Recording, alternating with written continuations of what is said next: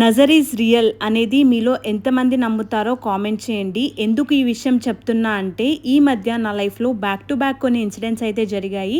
దానివల్ల ఇంకా దిష్టి తగిలిందేమో అనేసి మా ఇంటి దగ్గరలో ఉన్న పెద్దావిడ దగ్గరికి అయితే వెళ్ళి మేమైతే తాయెత్తు కట్టించుకుంటున్నాము. నరదిష్టి వల్ల నల్ల రాయన్న పగులుతుంది అంటారు కదా, దాన్నైతే నేను బలంగా నమ్ముతాను. ఈ విషయాలన్నీ ఇప్పుడు మీకు ఎందుకు చెప్తున్నా అంటే మీ లైఫ్లో కూడా ఇలాంటి స్ట్రేంజ్ సిచ్యువేషన్స్ ఏమైనా ఫేస్ చేసినట్టయితే అది దృష్టే.